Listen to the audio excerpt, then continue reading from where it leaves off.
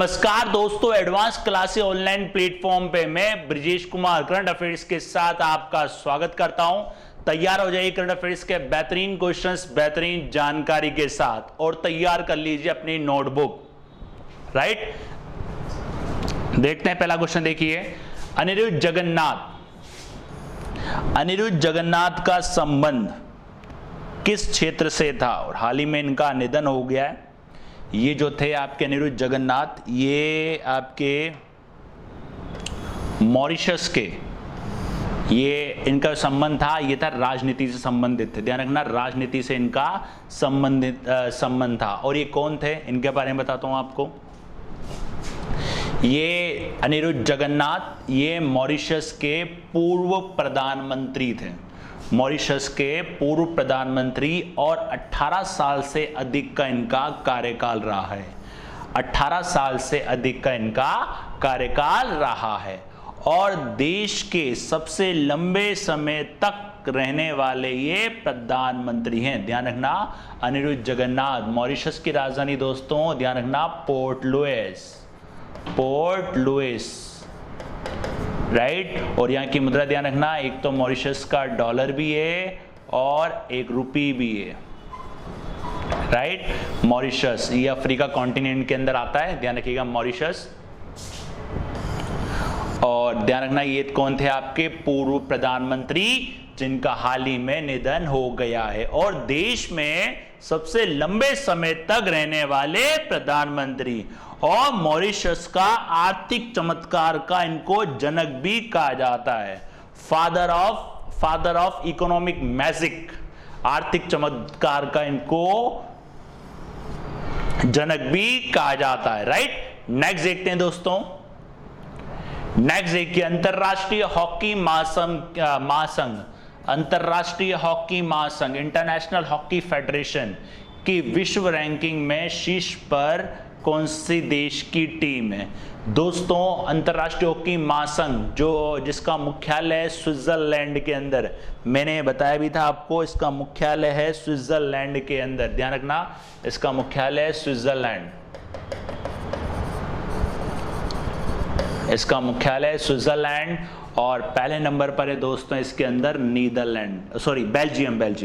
पहले नंबर पर है इसके अंदर बेल्जियम। दोस्तों ध्यान रखिएगा, अंतरराष्ट्रीय हॉकी महासंघ का मुख्यालय स्विट्जरलैंड और पहले नंबर पर है बेल्जियम। और इसमें तीसरे नंबर पर नीदरलैंड है और नीदरलैंड जो है ये है तीसरे नंबर पर और जर्मनी है ये 5वें नंबर पर, ग्रेट ब्रिटेन है 6ठे नंबर पर। राइट दोस्तों, ध्यान रखना। और देखते हैं इसके बारे में डिटेल से। देखिए, इंटरनेशनल हॉकी फेडरेशन FIH, और पहले ही मैंने आपको बताया था FIH के सदस्य भी बनाए गए थे। इसके अंदर बनाए गए थे श्री जेश को। अगर आपने लास्ट लेक्चर देखे हो तो ध्यान से दोस्तों, इसलिए कंटिन्यूटी बहुत जरूरी होती है। अंतरराष्ट्रीय हॉकी महासंघ, इसका मुख्यालय ध्यान रखिएगा दोस्तों स्विट्जरलैंड में। पुरुष श्रेणी में बात करें, इसमें पहले नंबर पर बेल्जियम है और दूसरे पर ऑस्ट्रेलिया है, तीसरे पर है नीदरलैंड। दोस्तों ध्यान रखिएगा, पहले नंबर पर बेल्जियम, दूसरे पर ऑस्ट्रेलिया और तीसरे पर है नीदरलैंड। और महिला टीम की बात करें, इसमें पहले नंबर पर है नीदरलैंड, दूसरे पे अर्जेंटीना और तीसरे पे ऑस्ट्रेलिया। दुनिया भर की बात कर रहे हैं अपन।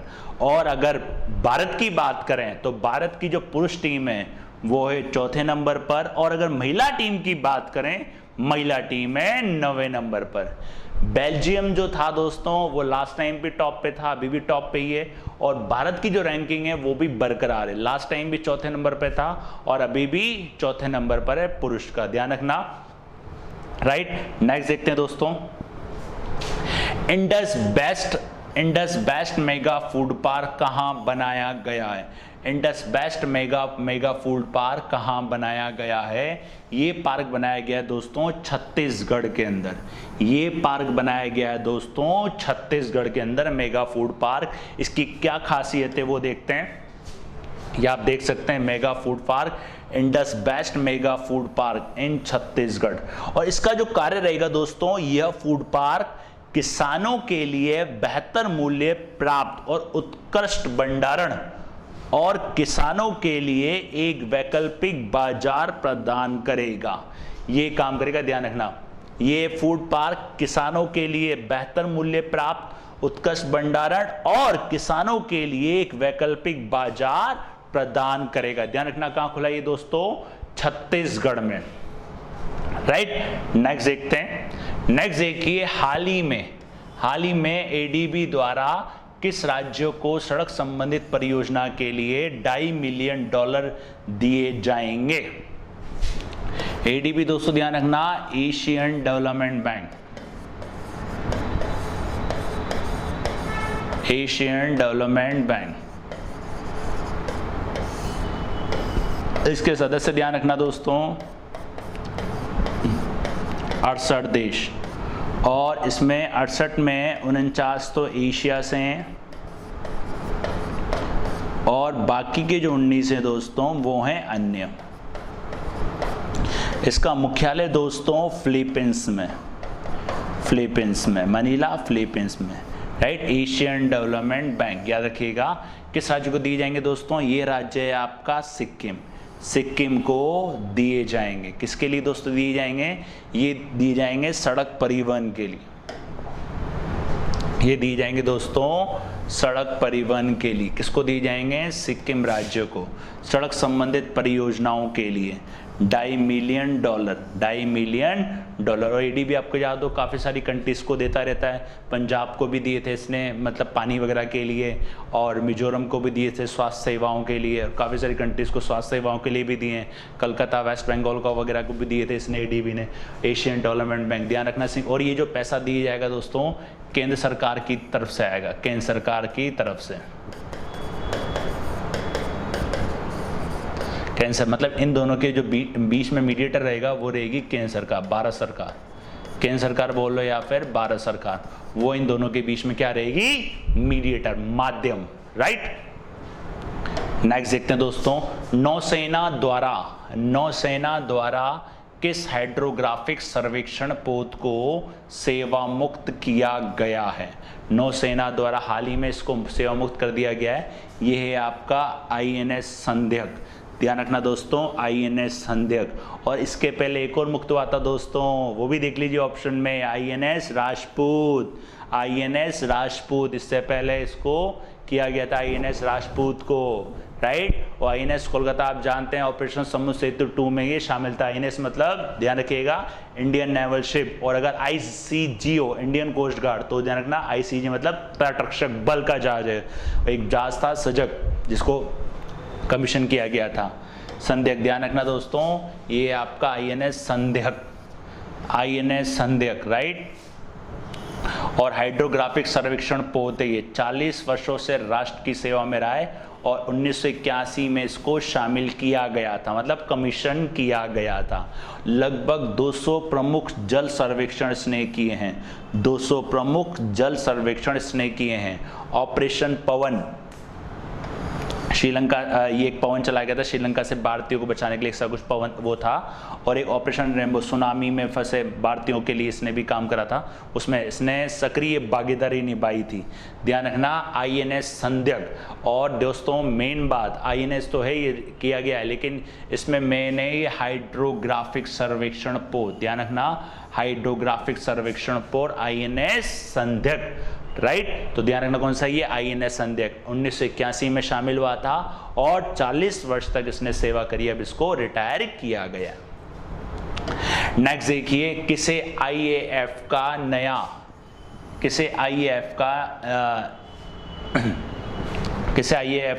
वाइस चेयरमैन, इसे वाइस चीफ बनाया गया। किसे IAF का नया वाइस चीफ बनाया गया, नया वाइस चीफ बनाया गया, वाइस चीफ। ध्यान रखना दोस्तों, वाइस चीफ आएगा यहाँ पे, सॉरी,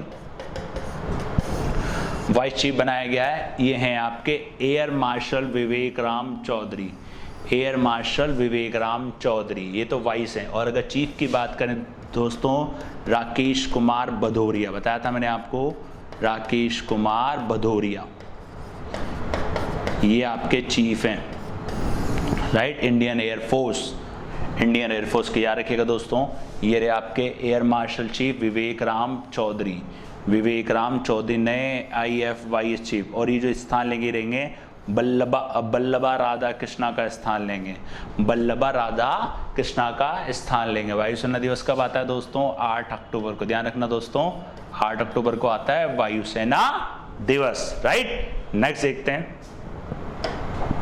नेक्स्ट देखिए, विश्व पर्यावरण दिवस कब मनाया जाता है? विश्व पर्यावरण दिवस, वर्ल्ड एनवायरनमेंट डे। विश्व पर्यावरण दिवस कब मनाया जाता है? वर्ल्ड एनवायरनमेंट डे ये आता है दोस्तों आपका 5 जून को। 5 जून को मनाया जाता है पर्यावरण के प्रति लोगों को जागरूक करने के लिए। और वैसे भी आप जानते हैं दोस्तों, कोरोना ने लोगों को जागरूक कर ही दिया होगा पर्यावरण के लिए कि पर्यावरण कितना जरूरी है। जैसे कि ऑक्सीजन के केस में आप देखिए, कोरोना के केस में आपने देखी ऑक्सीजन की कितनी किल्लत हुई थी, और ऑक्सीजन जो मिलती है दोस्तों पेड़ों से मिलती है। इसलिए एक संकल्प ले लें कि एक पेड़ लगाना ही लगाना है, ठीक है। कोई भी काम करें, कोई भी शुभ मुहूर्त पे, कोई भी फंक्शन हो घर में, छोटा मोटा फंक्शन हो या कुछ भी हो, पुण्यतिथि इसमें कुछ भी हो, बर्थडे हो, तो उस टाइम पे एक प्रण लें कि इस दिन मुझे एक पेड़ लगाना है। देखिए दोस्तों, पेड़ों का आवश्यक बहुत हो चुका है, ऑक्सीजन बहुत ज़रूरी है आज के टाइम पे। कोरोना में मालूम पड़ ही गया होगा दोस्तों। देखते हैं इसके बारे में। ये देखिए, विश्व पर्यावरण दिवस 5 जून को ये डे मनाया जाता है दोस्तों। और इसकी जो विषय है वो ध्यान रखना, reimagine recreate restore, reimagine recreate restore, right. और 1974 में ये पहली बार बनाया था, और इसका नारा था ओनली वन अर्थ। इसका नारा था ओनली वन अर्थ नारे के साथ 1974 में पहली बार मनाया गया था। इसका जो उद्देश्य है लोगों को प्रकृति के महत्व के बारे में जागरूक करना। मतलब आप जानते हैं प्रकृति का कितना महत्व है, उसके बारे में जानकारी, उसके बारे में जागरूक करना कि प्रकृति को नुकसान ना पहुंचाएं, क्योंकि प्रकृति आप जानते हैं बहुत ज़्यादा ज़रूरी है। क्योंकि आजकल जिस तरीके से विकास होता है उस तरीके से कहीं ना कहीं प्रकृति का हनन होता है या प्रकृति का शोषण होता है, राइट। विकास भी ज़रूरी है, लेकिन विकास ऐसा किया जाए कि प्रकृति का शोषण ना हो। काफ़ी कंट्रीज़ में आपने देखा होगा, काफ़ी कंट्रीज़ में ऐसे ऐसे नियम बने हुए हैं कि अगर कहीं डेवलपमेंट होता है, वहाँ अगर पेड़ काटे जाते हैं तो उन पेड़ को काट के दूसरी जगह लगाया जाता है। काफ़ी कंट्रीज़ में ऐसे नियम भी हैं। तो एनवायरनमेंट अगर अच्छा रहेगा तो आपकी सेहत भी अच्छी रहेगी और काफ़ी कुछ भी अच्छा रहेगा, राइट। नेक्स्ट देखिए दोस्तों, राष्ट्रीय बाल अधिकार संरक्षण आयोग द्वारा कोविड-19 के प्रभावित बच्चों के लिए कौन सा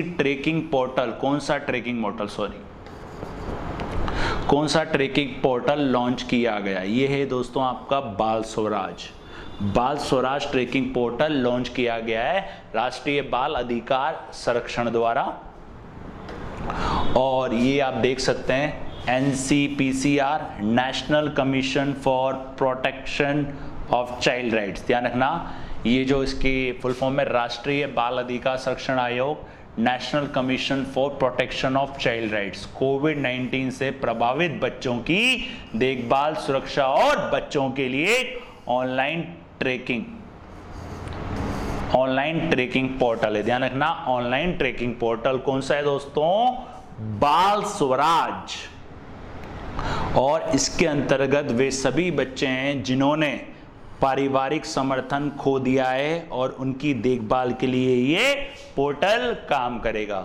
और यह पोर्टल उन बच्चों का पता लगाएगा और उनकी निगरानी के उद्देश्य से ये बनाया गया है।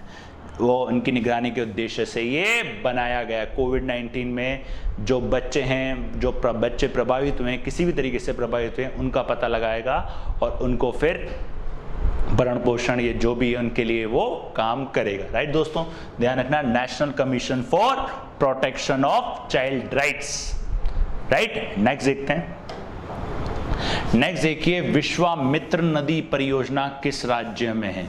ये राज्य दोस्तों आपका गुजरात। ये है आपके गुजरात राज्य में, विश्वामित्र। ध्यान रखना दोस्तों, विश्वामित्र नदी कार्य योजना, इसको अभी राष्ट्रीय हरित प्राधिकरण, नेशनल ग्रीन ट्रिब्यूनल, लिख देता हूं दोस्तों इंग्लिश में भी, नेशनल ग्रीन ट्रिब्यूनल द्वारा इसको मंजूरी दी गई है। और इसके अंदर जो काम होगा इस योजना के अंदर, वृक्षारोपण और नदी की अखंडता बनाए रखना। शामिल है। इसके अंदर वृक्षारोपण, नदी की अखंडता को बनाए रखना, वो इसके अंदर काम होगा। ध्यान रखना दोस्तों, गुजरात। राइट, नेक्स्ट देखते हैं। नेक्स्ट देखिए, हाल ही में सामाजिक न्याय और अधिकारिता मंत्रालय द्वारा वरिष्ठ नागरिकों की सहायता के लिए कौन सा पोर्टल लॉन्च किया गया है? इस पोर्टल का नाम है दोस्तों सेज। ध्यान रखना, इस पोर्टल का नाम है SAGE. The ministry of social justice and empowerment announce, इसका फुल फॉर्म ध्यान रखिएगा, senior care ageing growth engine. Senior care ageing growth engine, याद रखिएगा, केंद्रीय सामाजिक न्याय और अधिकारिता मंत्रालय को किसके पास है दोस्तों? थावरचंद गहलोत के पास। ध्यान रखिएगा दोस्तों, थावरचंद गहलोत के बाद गहलोत के पास। और ये इसका फुल फॉर्म है senior care ageing growth engine. Right, और भारत के वरिष्ठ नागरिकों की सहायता करने के लिए, याद रखिएगा। और इस पहल का जो मुख्य उद्देश्य है, ध्यान रखना, स्टार्टअप के माध्यम से बुजुर्गों की देखभाल करना। ये इसका मुख्य उद्देश्य है। अब देखभाल के अंदर उनके बीमारी का ध्यान रखना या अदर कोई परेशानी हो उनका ध्यान रखना, उनके तक संसाधन पहुंचाना, अदर कोई सार्वजनिक कार्य उनके बारे में उनका ध्यान रखना, तो ये काम करेगा। ये इसको अनुमति दी गई है केंद्रीय सामाजिक न्याय और अधिकारिता मंत्रालय द्वारा। Right, ministry of social justice and अधिकारिता मंत्रालय। राइट, ये थे आपके करंट अफेयर्स के 10 बेहतरीन क्वेश्चन, बेहतरीन जानकारी के साथ। बने रहिए चैनल के साथ, जुड़े रहिए। मिलते हैं नेक्स्ट क्लास में नेक्स्ट नए क्वेश्चंस के साथ। तब तक के लिए धन्यवाद।